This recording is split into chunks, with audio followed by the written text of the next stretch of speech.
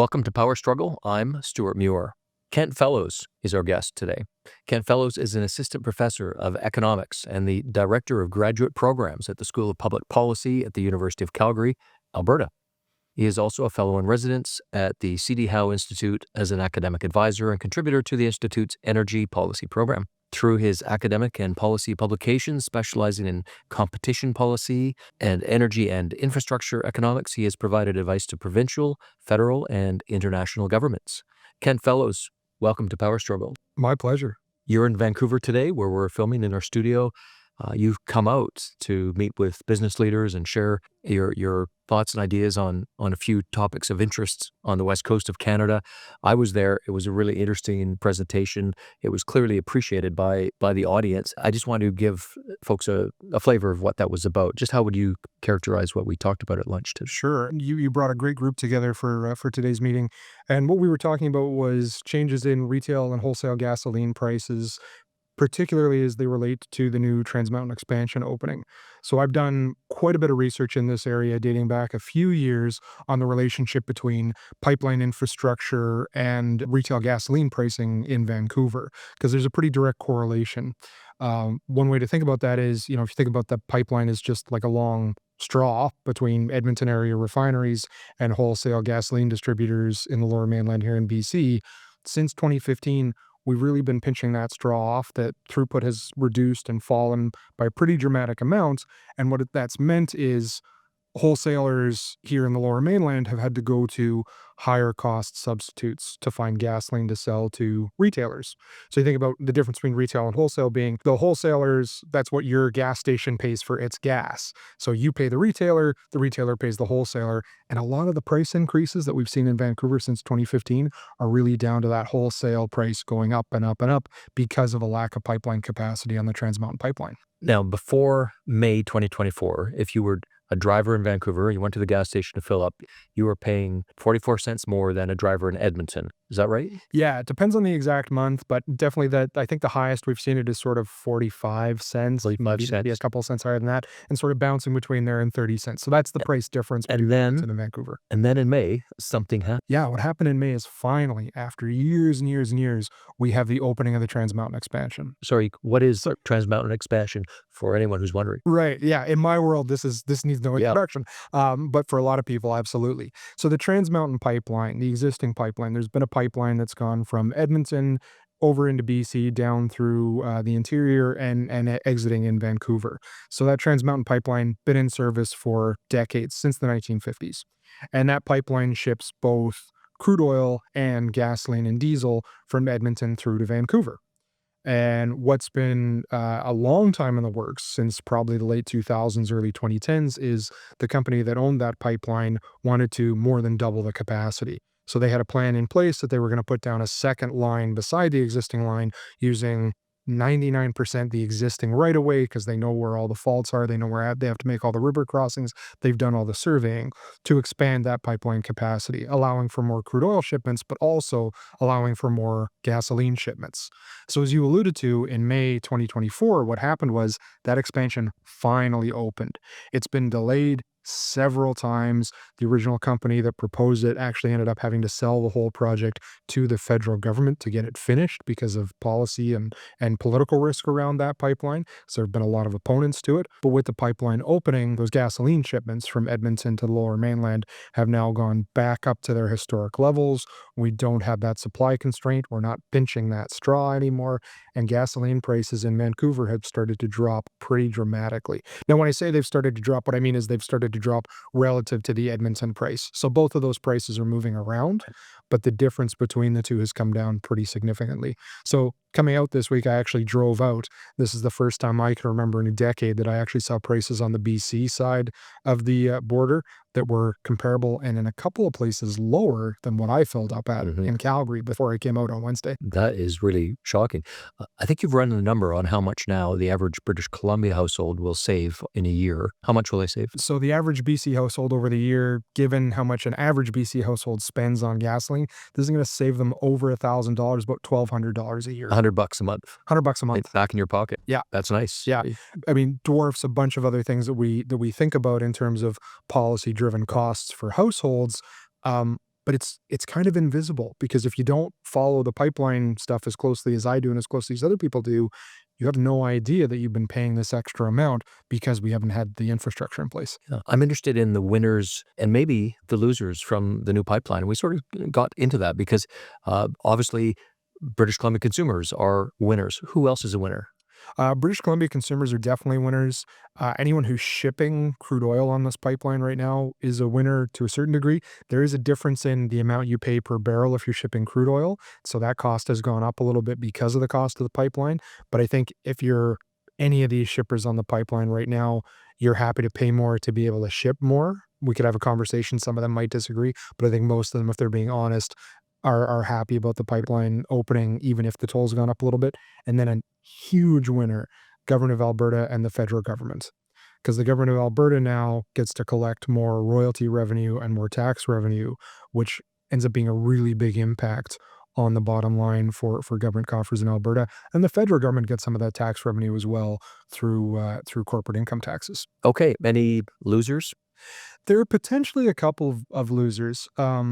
There are certainly companies that have been making pretty good money off the higher gasoline prices, and not all of those companies have faced the cost of the higher shipment. So if you're a wholesaler that's able to bring in additional supplies, say up from the United States, or if you had a long-term contract and you had a lower price to ship, then we'd say, using the technical language, you're an inframarginal person. So you're sort of, if any of your listeners are thinking back, if they've done even introductory economics at one point, you think about the shape of the supply curve. The guys at the low end of that supply curve who have really low costs, they're probably making some additional money off of it.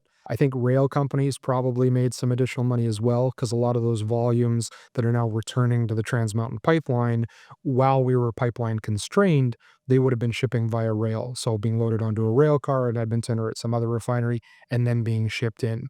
So the rail companies might lose out, but probably not a whole lot because there's a lot of demand for rail shipment anyways. So when they're shipping refined products or crude oil or something like that, it means they're not shipping something else. Sort of the wedge on how much they make by shipping gasoline versus shipping a container, probably not a huge chunk. So yeah, there are losers, but I think the gains to the winners far outweigh any of the loss to the losers. Now, there have been some fears expressed in the United States that they could be losers. Do you think that's legit?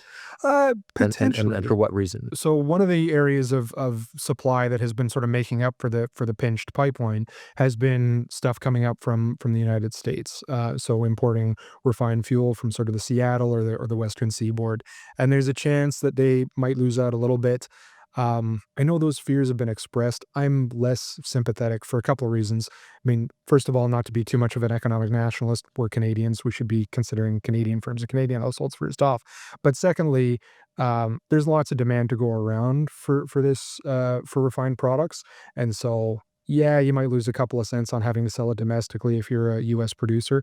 But again, I don't think that's a huge chunk of change that they're losing out on, and I don't think it's going to hurt trade relationships or anything like that. Okay. And this price differential, is that a win-lose situation for American, say, refineries who want oil from Canada? Right Right, now, on they the can't oil get side. it. Sure, yeah. So yeah, that's a great question, right? Because on the one side, it's are you trying to sell gasoline into Canada? The other side is, are you trying to buy crude oil from Canada to the US? And I think they should be quite happy about the expansion of the pipeline, because if you're owning a refinery down there, this is increasing your potential supply, right? So you can buy now from a Canadian supplier, or you can buy from a US supplier, so you have some substitutability there. There may be some downsides, if you're a crude oil producer in the US, do you want to compete more with Canadian crude? Probably not, but I think those concerns are pretty minor, right? Right. We are a major producer. We do import a lot or export a lot into the United States. Some of that's through Trans Mountain, but a lot of that is through other pipelines that go more into the central US. So again, you're hearing some of these fears, but I think they're kind of overblown compared to the winners. Yeah. Just to get a sense of the scale of this, 600,000 barrels a day, I don't have any concept of what that is, but I know that Canada exports about 5 million barrels a day of crude oil, right? So it's about 10% of That's all, our yeah. right through Vancouver. How does it go through the economy? Because here we've got Vancouver. It's now this major international port export for this commodity that is the biggest export commodity that Canada has, right? You mentioned the governments in Canada as being winners. Can you unpack that a little more? Yeah, I think the best way to think about this is anytime a private sector business anywhere in the economy wins, you've got levels of government that also win. They share in that success. And we often think about taxes as a burden, but another way to think about it is it's sort of the public sharing, it's the government purse sharing the success of the private sector, which is good. I mean, because we use it to pay for things. So a big chunk of the benefits that are accruing at the federal level are those corporate income taxes. So you've got an oil sands firm now that's able to expand production a little bit and export a little bit more. Maybe they're also getting a better price. They're making more money. They have higher profits. They have higher revenues. They have a higher income. So they're paying income tax on that, and a share of that goes to the federal government. You've got other firms involved in this as well. So transshipping firms. So let's say you have, a firm operated somewhere else in Canada that runs a tanker business. They're benefiting as well. So they're paying that. You've got people supplying chemicals to the oil and gas sector. They're earning a profit. They're benefiting from this. They're paying taxes as well. So you've got all these taxes at the corporate level that go to the federal government, but also go to the respective provincial governments. So that's one chunk. And at the federal level, that's the biggest chunk. The other thing that you'd get is anytime someone's drawing an income in this sector, so an oil and gas worker in this sector, they're paying income taxes as well. And there's a public share of that because we all pay income taxes. We may not like it, but it contributes to the public good, and there's a good reason for it. And if that money's spent responsibly, this is great for the whole country. Now, for the province specifically in Alberta, the biggest chunk of this is something called royalty payments. And so this is a payment because the crude oil itself, when it's in the ground, is public. It's owned by the people of Canada, more specifically the people of Alberta constitutionally, because of decisions that were made in the constitutionality of natural resources. So just like firms in British Columbia have to pay a fee when they cut a tree, a stumpage fee, if you're extracting crude oil in Alberta, you have to pay a royalty on that. And there's a really complicated formula that we could go through, but the simplest way to think about it is it's a share of the profit. So you make a profit on this. So we look at what your costs are to extract. We look at what your revenues are. We look at the difference between that. There's a bit of a formula. And then you pay a chunk of that to the provincial government. If you're not earning a profit, you're not paying much royalty because there's no money left over. But if you're earning a huge profit, you're paying a big chunk of that to the provincial government. And that's one of the reasons that Alberta has been able to have both low taxes and historically high services, which is maybe not a popular thing to talk about in the rest of the country, sort of brag about how well we're doing. But the Alberta advantage is something that successive Alberta governments have talked about. That's straight down to these natural resource royalties and the types of things they pay for. Then there's some other benefits too around balance of payments and thinking about exports and that we want to import stuff, and we can get into that if you want to. But just sort of thinking about the accounting of it all, the biggest chunk for the province of Alberta are these royalty payments. It's an astronomically high number. It's a big chunk of public revenues there. Right. So you've talked about the oil sands. They're in the ground in Alberta. They're not on the coast. They're not something you can't move them to, say, China, where you could get Yeah. lower cost oil workers. How is that a differentiator for this resource that makes Canada more or less competitive globally? Yeah, I mean, I think that's a great question. So it's one of the few sectors in the economy that isn't mobile, as you just described, right? Like you're not going to get outbid for this because the only other places that can try to outbid you are places that have crude oil. The crude oil stock, it's there in the ground. So comparing it to something like battery plants for EVs. So the federal government has spent a lot of money or is planning to spend a lot of money in subsidies to try to entice battery plants to locate in southern Ontario. You don't have to do that with the crude oil. The crude oil can't move. If we don't produce it, no one's going to produce that crude oil. They might produce it somewhere else. And so as sort of the highfalutin economics term for it is as a factor of production, it's one of these things that is really important for the economy because we can't repurpose that to anything else. It's in the ground. If we keep it on the ground, then it's just lost value. You're visiting Vancouver from Calgary. Calgary is the heartland of Canadian oil and gas. Is there a cliche about Alberta that you'd like to put to rest? I'm going to give you a chance. Oh, I mean, there's probably a couple. I think a big one here is this idea that the oil and gas companies themselves don't care about environmental quality and they don't care about their carbon emissions, because they really do. We BC often brags that it was the first carbon price in Canada. I think that's an open question. Alberta might be, depending on how you define a carbon price. So we had our large emitter system that was sort of put into place between 2004 and 2007. And that started off the large emitters pricing part of that system. And the oil and gas firms, well, probably pushing back against something of it. No one wants to have to pay more taxes. Generally speaking, we're quite cooperative with the governments of the day in coming up with these things, coming up with a plan that worked to balance the environmental concerns with the business concerns, with the government's concerns. So I think that's one misconception I'd like to put down. The other one being that the oil sands are a high cost producer, and I can get into that, but that's a slightly longer conversation. Because we often hear oil sands is so expensive, it's such an expensive way to get oil, and it's so dirty, and that's not true. Well, actually, we should get into that, but I'd like to get into it from something you said, that Canadian oil sands will be the last barrel of oil in the world. Yeah. And we've had that said before. I've heard it, but you explained it in a really interesting way. Can you share on that? Sure. Um, so one of the conversations we hear an awful lot about is what's going to happen to global demand for crude oil. So in substantiating even the expansion of the Trans Mountain Pipeline, are we going to need this pipeline because is the world going to use enough crude oil? And I think if you're sitting in Western Canada, anywhere in Western Canada, not just Alberta, I mean, BC is a crude oil producing province and a natural gas producing province as well. Um, the question that you should be asking isn't how much crude oil is the world going to use. That's maybe an interesting question, but if you're talking about the business prospects of producers in Western Canada, the real question is, what do you think the price of crude oil is going to do in the next 12 months, in the next 5 years, in the next 10 years, in the next 20 years? And that's a different question, because prices and quantities do move around together, but when we get large level changes, it's entirely possible we can get a reduction in global usage without a steep depression in pricing, because it kind of depends on what OPEC does. It depends on what other oil producing nations do. Back to the matter at hand, why do I think the price matters more? All of the producers we have in Western Canada are, the economic phrase for it would be, a price taker. So this is someone who looks at a market and says, what's the prevailing price? That's the price I'm going to get if I produce. That's different from price makers. So if you're the only person in town, you get to set your price and then you decide how much you want to sell. And if you want to sell more, you have to set a little bit lower price. If you want to sell less, you can set a little bit higher price. And so that's sort of the conversation those people are having. And depending on the market, you can be a price taker or you can be a price maker. I think all of the oil and gas producers in Western Canada are price takers. None of these producers have enough market power to change the world price. And so what that means is when they think about their production decisions, they're really thinking, what price am I going to get? What's the world price going to be 6 months from now, 12 months from now, 10 years from now? And in making that decision on whether I want to produce more or less, you're really looking at what are my costs of production, and not what are my all-in costs, but what's the cost to produce one more barrel of oil.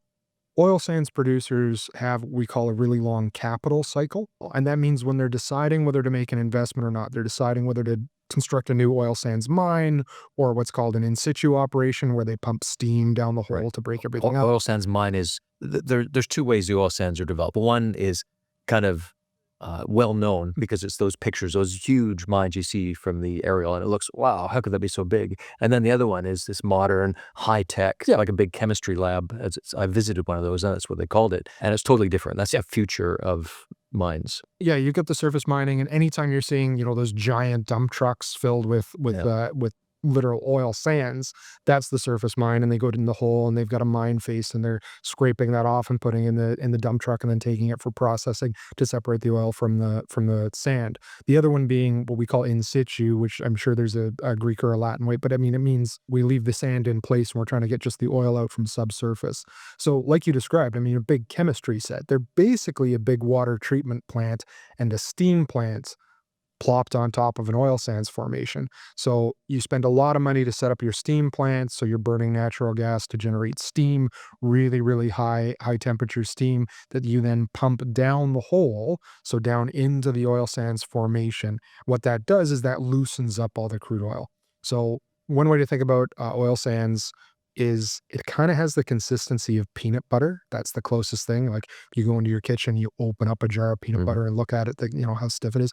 And if you heat that up, just like peanut butter, if you warm it up, it flows a little bit more nicely. So we pump tons of steam down, although the companies work every year to try to make sure that they can do it with less steam because that saves money. But we pump steam down the hole to heat up the formation, and then the oil sands bitumen flows into the production well and we pump it back out. But in both of those cases, you're spending a lot to get set up. You have big setup costs. Billions of dollars. Billions of Yeah. dollars. Because if you're a mine, you've got to buy all those dump trucks, you got to buy all your treating facilities, you got to buy your scrapers or whatever the technical term is, all the heavy equipment.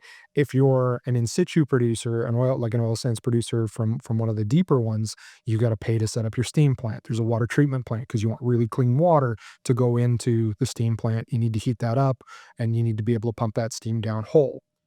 Those investments are made on multi-decade cycles. So I'm not building an oil sands plant today and expecting it to pay itself back in a year or 2 years. I'm building an oil sands plant today with the expectation that over the next several decades, I'm going to get my money back out.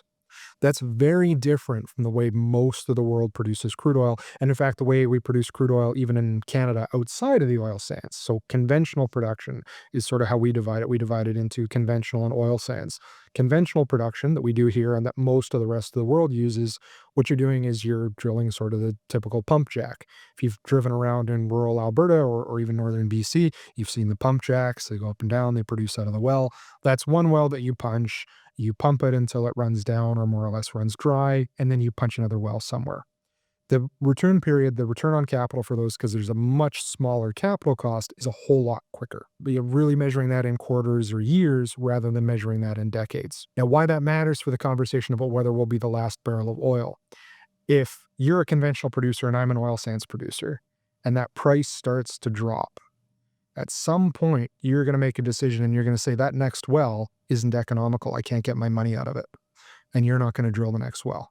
Or you might start drilling fewer wells rather than, being one well or another. The well is what, 10 mil? Yeah, but it's a drill one, formation. depending on the But we're not talking quality. about the billions of dollars Yeah. I had to spend. Far less. So I put $1 billion down on my pile and I say I'm going to earn from that. You're making decisions that, you're making tens of million here and tens of million there. Not that that's not a lot of money. That's a lot of money. But in the grand scheme of things, compared to my billion, you're playing with monopoly money. I'm playing with the real But thing. you need to do that every couple of years because those wells run out. You need to get another one. Yeah, we have a thing called decline curves. Right. That's how quickly that production drops off. They're like a water slide. So they start off and they're producing quite a bit, and then over time that production comes down fairly quickly. So if you want to hold your production in conventional, you have to be punching new wells every year, and you need to be punching wells to explore, and then hopefully you get lucky and you can produce out of one of them. So where else in the world is oil produced like in the oil sands? So there are a couple of places in South America, but not at the scale that we're doing. And they're kind of dysfunctional in some of those countries. Yeah, they definitely don't have it going the way that we have. What about Russia? No, Russia's is mostly conventional. I think Russia all conventional is my understanding. So when you say Canadian oil could be the last barrel, can you put that together? Yeah. So going back to this thing where you're conventional and I'm oil sands, right? So is that if that world price starts to fall, you start cutting back. There's no point in me cutting back because I've made my big capital decision. Yeah, I might have to punch a new well, but my cost for an additional well is actually lower than yours because I know where my crude oil is. It's harder to get out of the ground, but I know exactly where it is. I don't have to take a risk, and I know that I can do it. So when I start looking at my costs to punch one more well using the same oil sands facility, I'm probably competitive if I'm in the Canadian oil sands at an oil price of anywhere between $50 to $60 a barrel on the high end, all the way down to some of those producers, $10 a barrel. And at $10 a barrel, I can keep going. You can't because you'll stop drilling wells, whereas I've already made my big capital allocation. So when I say I think the oil sands could be the last barrel standing, that's what I'm talking about. It's those capital cycles. I've made my bet for 20 years, and it makes more sense for me to see it out unless that price drops really, really dramatically. You make your bets on 1 or 2 year cycles, and if the price starts to drop, you'll stop making the bets. Okay, so we get to this point where the last barrel of oil really is a Canadian barrel, but I know there's someone out there thinking, wait a minute, it shouldn't be an oil sands barrel because that's bitumen and it's bad. Yeah, I mean, I think that's a really great point because with all that capital that the oil sands spends to set this stuff up comes additional emissions. I mean, the reason that the oil sands crude has a higher emissions profile in general than conventional crude has nothing to do with when we burn it in our cars, right? I mean, the gasoline looks exactly the same. I can't tell whether I'm getting gasoline from oil sands bitumen or from some other source. The difference really is that upstream, that when we're pumping it out of the ground in northern Alberta, there are emissions associated with that because I have to burn natural gas in order to run my boilers, to get my steam, to pump that downhole, all of that stuff. So I think there are serious material concerns about the carbon emissions profile, the oil sands. But I think it's really important to understand both of these conversations in context because if we just ignore this sector and expect it to go away because it's going to be high cost, I think we're making the wrong bet. And I think, if I can get into a little bit of speculation, I think this is part of the reason the federal government has had such an issue with this particular sector since they introduced national carbon pricing, because I don't think those emissions have gone down as much as they expected them to, because I think they expect this to do more damage to the sector than it's done in terms of production, right? I think we're going to bring in a carbon tax and the sector is going to start to shrink. We haven't seen that. And that's why I think it's really, really important to focus on policy decisions that motivate a reduction in emissions intensity. So not necessarily how can we produce fewer barrels, because then we're leaving money on the table and we've got stranded assets and we've got all kinds of problems there. But how can we get the emissions intensity down for the barrels that we are producing? This is something I think the Alberta policy has been really good at trying to motivate over the last several years. First, the specified gas emitters regulation, and then the climate change incentive regulation under the NDP government in Alberta, and now the tier regulation under the UCP government. These are all primarily focused on emissions intensities. I think the more we do there to try to get those emissions down, the better. And we know we've already moved the needle. You look at Alberta, one of the really close metrics we can look at is called the steam oil ratio. So SOR. So when I talk about that thing that I'm pumping, high pressure steam down the hole to produce from in situ producers, that steam is why I'm generating those emissions because I have to boil the water to make the steam. So things that I can do, technology innovations that I can bring in to reduce the amount of steam I need per barrel of oil also reduce my emissions. So they save the companies money and they reduce emissions. Those are real wins. And some of that is as simple as redesigning the production casing, the pipeline that I use to bring the crude oil up so that I keep more sand out of it. Some of that might be adding some chemical treatment to it as well to mix chemicals in with the steam. So I think there's still a lot we can do there, and I hope there's a lot more we can do. But the conversation really needs to be more about reducing the emissions intensity than trying to cut down on the number of barrels. As the economist in me would say, I mean, this industry is doing well. It's going to be really hard to kill because it's profitable. Industries that aren't doing so well, if you introduce a couple of new regulations or hoops that they have to jump through or something, you can kind of make them go away quietly. But this is really a juggernaut. I mean, we know that oil and gas, especially when times are good, but even when times aren't great, generates a lot of profit both for the sector and, as we were talking about earlier, for the public purse, both at the provincial and federal level. I think at the federal level, one of the really unfortunate things that's happened recently is the new bill, I think it's C-59, that really muzzles the industry's ability to tell its own story.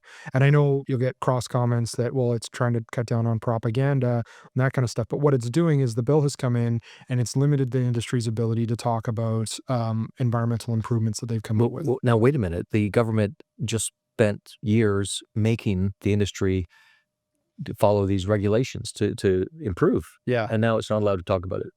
Well, so that's the thing. I think someone playing devil's advocate on that would say, well, they are allowed to talk about it if they can prove it.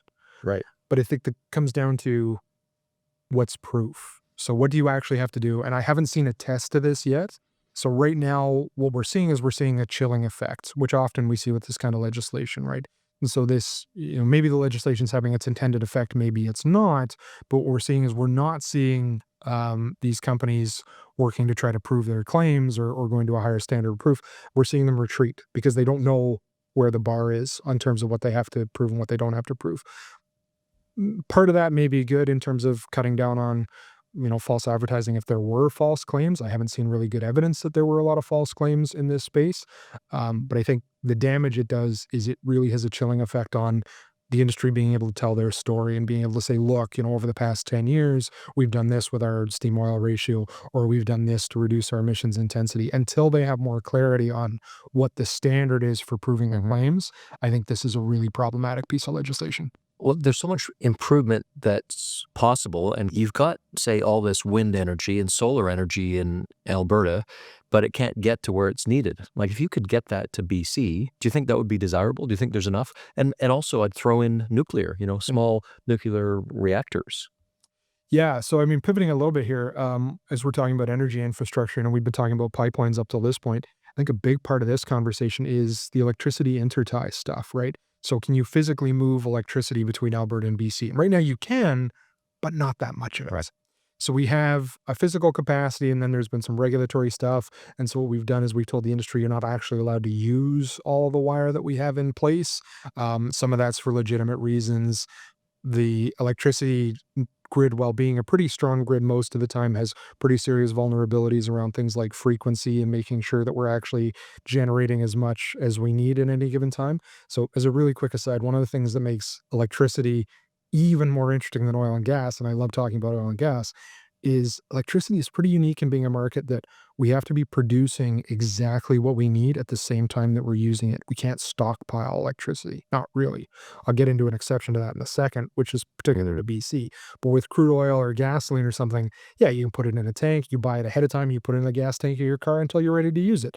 Your retail gasoline station has big underground tanks. They fill those up with gasoline. They store it till they use it. Electricity doesn't work that way. If someone's not producing it, I can't use it. Now, the exception to that is in BC, because BC has these wonderful hydro reserves, right?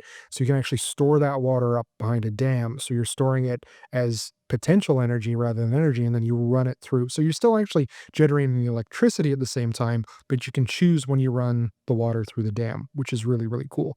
That's what makes Alberta and BC such great complements if we could figure this out. Because what you can do is you can use solar or wind in Alberta basically as a resource to fill up those batteries in BC. So BC could be importing Alberta electricity and filling up the water behind the dam, and then when the wind stops blowing and the sun stops shining in Alberta, or when demand spikes, BC could sell at a higher price by running that water back through the dams. So huge advantages there if we can figure out how to build the intertie capacity, and I think that's a really big if. It sounds like you're what one of our earlier guests would call an environmental optimist, Kent. I like to think realist. The Really? academic in me always tries to point for that. But yeah, I mean, I think I like pointing out where there are these potential wins, and then as a policy economist, talking about what are the conversations or what are the policy changes that we need to get from where we are to actually get the win. What's the strategy to get the win? Right now in Canada, provincially and federally, axe the tax is the phrase of 2024. And it means that some policies that have been in place for quite a few years are probably about to be turfed when there are potential changes of government. Are you concerned? And what concerns might there be on this? I'm concerned for a couple of reasons. Starting off with the current administration, the Liberals, I'm concerned there that they didn't understand their own carbon tax well enough and they weren't willing to defend it. And I think that's part of the reason the Axe the Tax campaign slogan rhetoric has been so successful and has been so compelling for sort of the average Canadian looking at their electoral choices in the next federal election. What I mean by that is a lot of the academic research, a lot of the research I do on carbon pricing shows that for an average household, it could potentially be a benefit rather than a cost, depending on the part of the country that you're in and what your own profile looks like in terms of what you're spending. Because we talk about the tax portion, but we don't talk enough about the rebates. And the rebates show up quarterly. This isn't as germane to BC because you guys have a slightly different system, which we can talk about in a second. But in most of the provinces that are under the federal backstop, this is what happens is you pay the carbon tax and then quarterly you get a rebate out of that money depending on the size of your household. A little bit depending on where you live. If you're a rural resident, you get a slightly higher top up because sort of the carbon tax costs are higher there. So some households are actually coming out ahead on this. Some households are coming out behind. And I think the federal government, when they talk about this being the most efficient way to reduce emissions, they say that. I'm not sure they believe it because when faced with complaints that, oh, this is causing the price of home heating oil to go up too high in the maritime provinces, the federal government turns around and says, okay, well, we'll take the carbon tax off home heating oil. That immediately says to me that they don't believe this is the lowest cost way to do it. Because if they believe that this is the lowest cost way to do it and that the household rebates were working, they'd say, well, you get a household rebate for that. And maybe we can look at topping up the rebate, but we're still going to leave the carbon price in place. So there's a lot going on there. In terms of a new administration coming in and axing this, I worry about two things. Number one, I worry about, are we actually going to have a strong enough incentive to reduce emissions? Because emissions reduction is important. So is that still going to be in place? And then the second thing I worry about is, if a new federal government pulls out the carbon tax and decides they still want to decarbonize, what are they going to replace it with? Because it may be that the thing they replace the carbon tax with is more economically destructive than the carbon tax. And all the academic research says it's very likely to be, because if you look at the theory, the carbon tax is the best way to do this. You look at the U.S., I think in a lot of things the government does, they tend to be people of the carrot versus the stick. Yeah. Whereas in Canada, is it the British colonial thing? We're the stick people, carrot versus stick. There's an executive in Calgary I've heard give a speech where she says, yeah, Canada, the Canadian government, when it says it's doing a favor to the oil and gas industry, what they're doing is serving up a buffet of sticks. And that's the Canadian solution. And yet a carbon tax or pricing is inherently sort of a stick type of measure rather than a carrot, or am I wrong?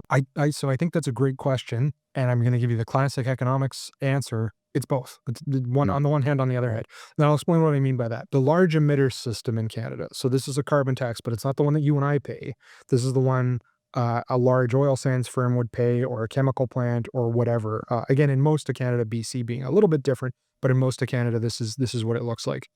And how that system works is, if I'm an oil sands mine, I would be given a target emissions intensity. So this is emissions per barrel if I'm producing crude oil. So the federal government tells me, or in Alberta's case, the provincial government, because they have their own system that matches the federal backstop, they tell me, this is how much we want you to be producing per barrel in terms of emissions. If you produce more than that, you got to pay up. So that's the stick part. When I say it's both, that's the stick part. If I'm above that intensity, if I'm well above average, then yeah, I'm paying a carbon tax. If I'm below average, if I beat that intensity, if I come in below it, I get credits that I can sell to other producers. Depending on what the market price of those credits are, they tend to be pretty close to the carbon tax rate. So I think it's $65 a ton right now.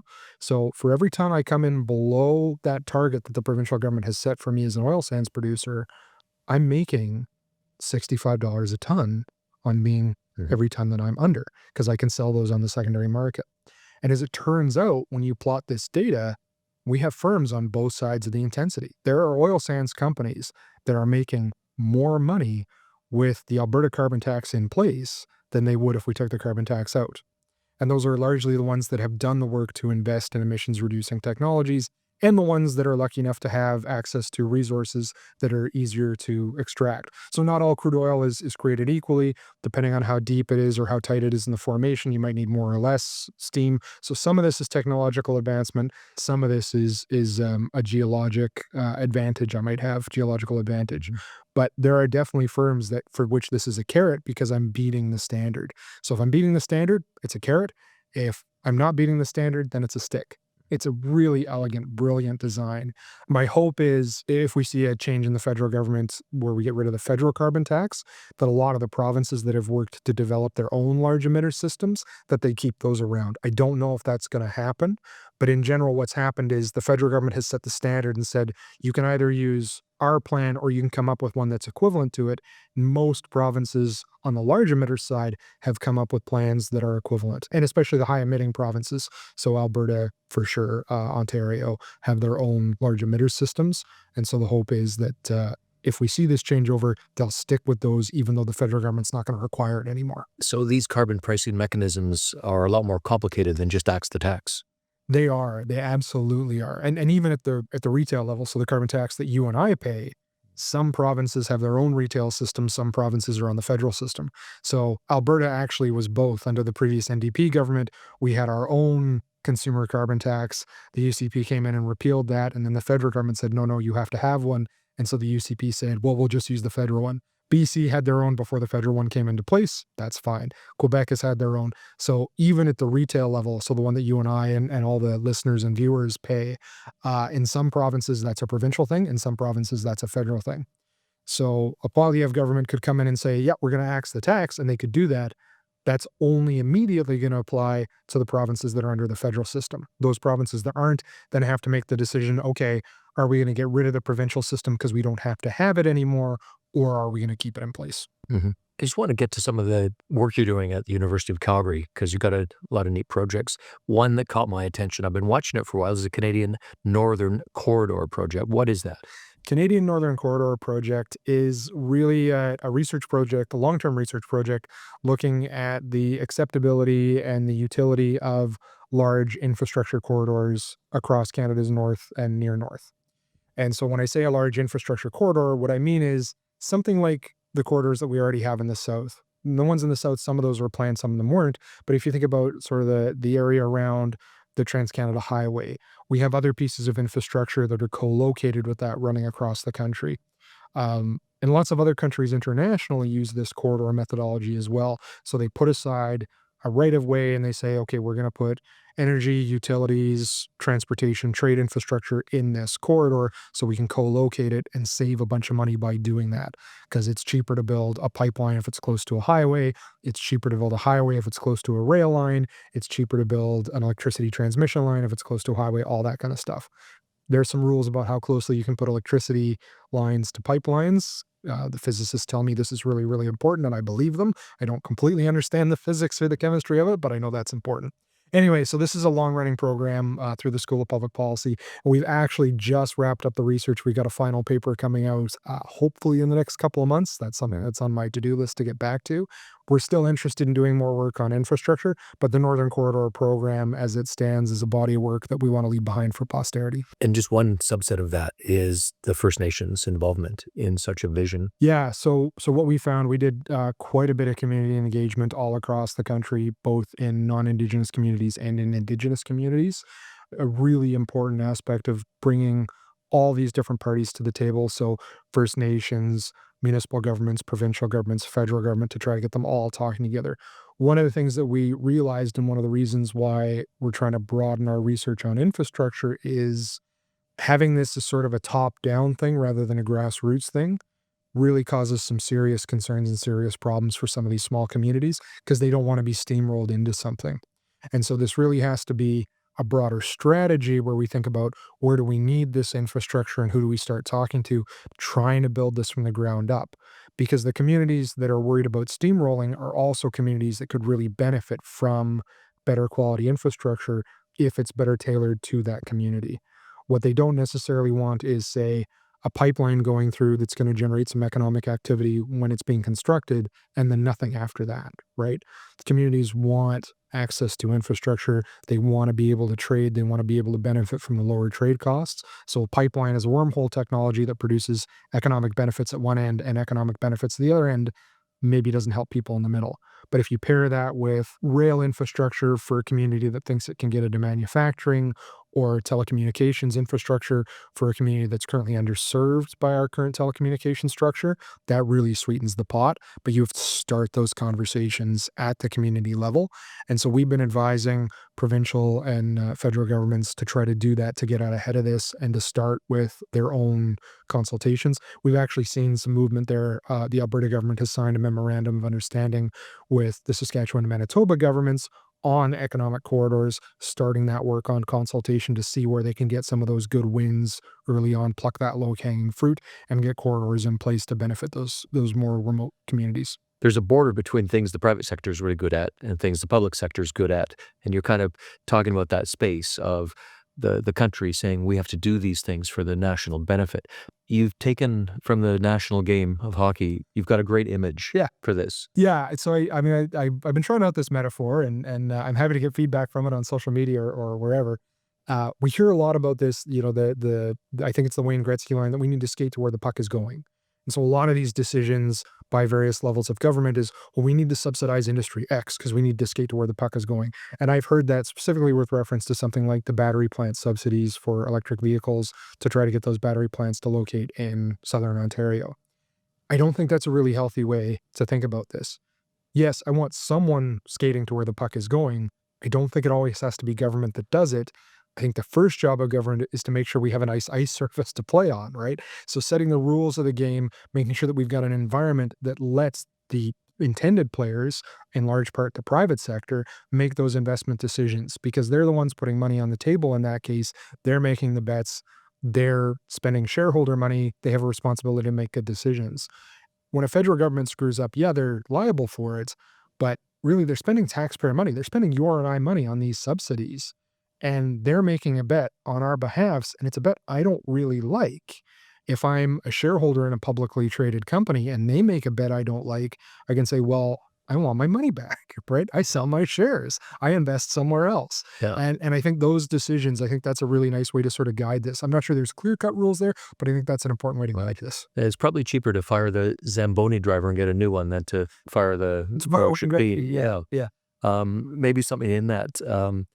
At ResourceWorks, we did a poll a couple of years ago. We found about half the population of British Columbia believes that in 20 years or less, oil and gas won't be needed. It'll just be off the scene. So, 2040-ish, in the 2040s. A lot of information we have would lead one to suggest that is unlikely to happen. And a lot of people are terrified of climate change. And you're an economist, you're not a climate scientist, but you're an enlightened guy. How do you come at this critique that we have an existential crisis? We must get off fossil fuels as soon as possible. How do you parse this? Yeah, I mean, it's a big question. I think one of the things I'll start off my answer here by saying there's a fantastic book on this by a U of A economist, Andrew Leach, titled Between Doom and Denial, which I think is a great read. Whether you agree with Andrew or whether you don't, there's some really good points in that book. I'm a little biased because he cites one of my papers, which is always fun. But the title, I think, tells us a lot of what we need to know here. When he's talking about between doom and denial, that's literally what he's talking about. The doom being people thinking that if we don't get off crude oil tomorrow, the whole climate and the whole economy is going to go straight down the tube, and we'll be living in a post-apocalyptic world. And then the denial part being, no, everything's fine. We don't have to cut emissions at all. And I think he's right to try to push people into the center on that, that it's a balancing between the two sides of things. And what I'd say to people who, say, well, we need to shut down the sector tomorrow and it's this terrible thing and it does all these horrible, horrible things to the planet, there is a cost to carbon emissions. Absolutely. Carbon emissions, if you trust the climate scientists, and I do, generate anthropogenic climate change. So this is human caused climate change, whether there are natural processes at work or not. The consensus is we are contributing to it by burning fossil fuels. That's true. There's an environmental cost to doing that. But there's an environmental cost to doing a lot of what we do, right? When we build a highway, we're disturbing the natural indigenous plant forms and life forms that were living there ahead of time when we build a bridge or cross a water crossing, right? You're dealing with all these things. Me just taking up space at the planet, there's a trade-off because if I wasn't taking up that space or I wasn't using those resources, something else could be. So economics is always about these trade-offs. And the other thing I would point out is you're talking about real people with real jobs when you're talking about cutting out the sector, right? And jobs not just directly working the oil sands, but other sectors that support the oil sands. So executives in downtown Calgary, maybe you're not that sympathetic to them. But truck drivers in rural Alberta, maybe be a little bit more sympathetic to them. The people working at convenience stores in and around the oil sands, Conklin, grocery stores, all this stuff, right?